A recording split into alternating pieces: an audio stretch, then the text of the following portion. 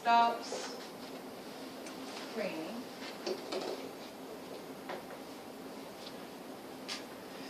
we will leave.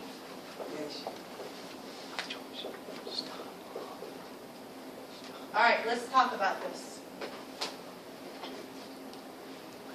What is my dependent clause? As soon as. As soon as. It stop. As soon as. As soon as. All the way out, right? As soon as it stops raining.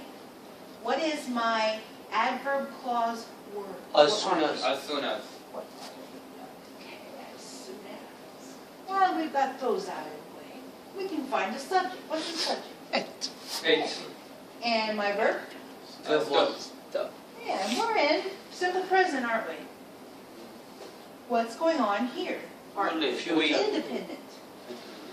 What's our subject? We. Yeah. And my verb? Will Well. leave. Yeah. Will Will plus leave. for. Will plus base. Didn't leave myself much room, did I? All right, let's look at the timeline. Then I want to compare.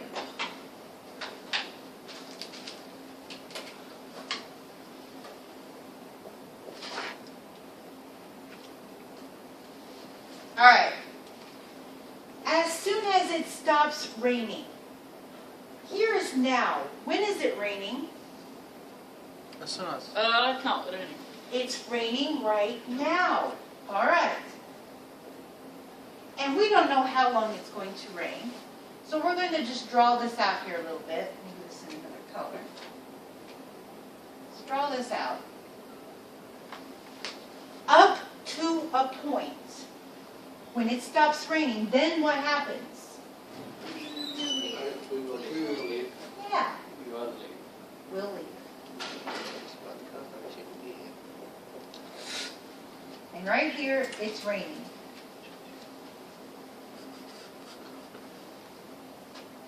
Very similar, aren't they? We have an action that ends at a point. Very similar forms. Here, we're using as soon as. And when we say as soon as, that means at that moment. Just like over here with until. We're going to keep doing something until that moment. So nice new words to start using when you're talking about something that's going on, and then we'll stop, and something new will start. That's all that those Teacher, words can do. I say one? The depending clauses are always following the adverb word clause. Not always. Remember, the dependent clause can go at the beginning or at the end. They can move around. Yeah, but is always following but the clause that came after the word adverb word clause is always the depending clause after the clause Okay, which comes after the.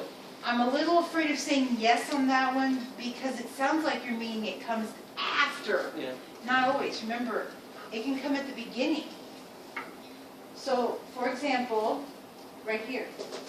Here we have our dependent clause first. As soon as it stops raining. Yeah. That's dependent.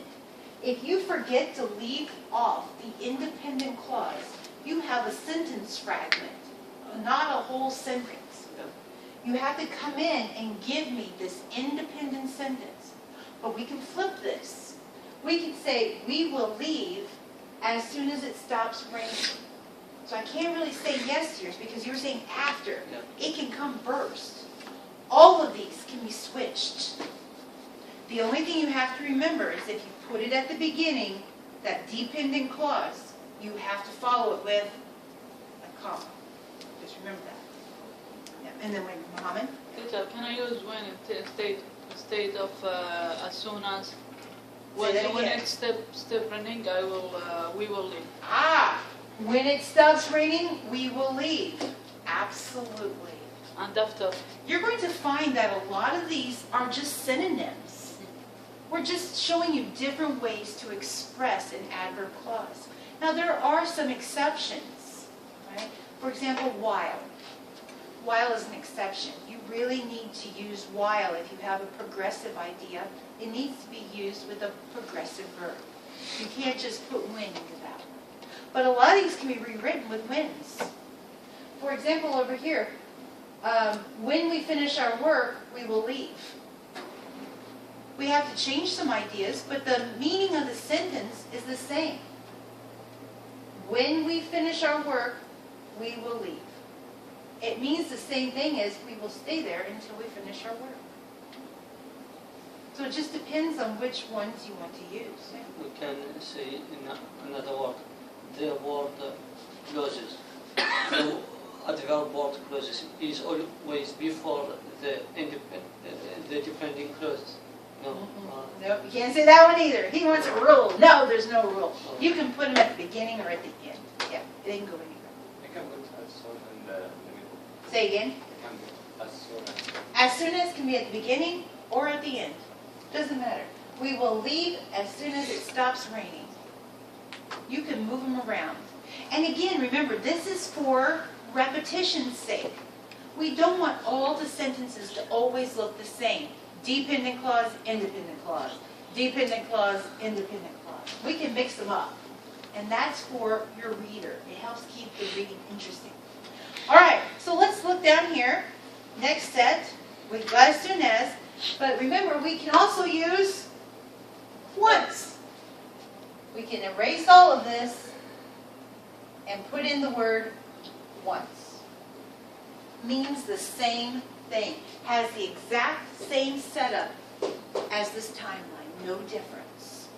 And you're going to see this frequently. Teacher, So if you looked at until, till means the same thing, as soon as, and once mean the same thing. While and as mean the same thing. once, it's the difference between once and the one time, or the word. It means up until this happens, something else will start to happen. So once it stops raining, when that happens, then something new is going to start. We will leave. Once it stops raining, we will leave. I don't want to say one time, because what this is meaning is up until this point. You're confusing with like, I did that once, one time. This has a little different meaning. Up until this point, then something else starts. Okay, let's look at the next set though. As long as and so long as. Letter T. Checkman?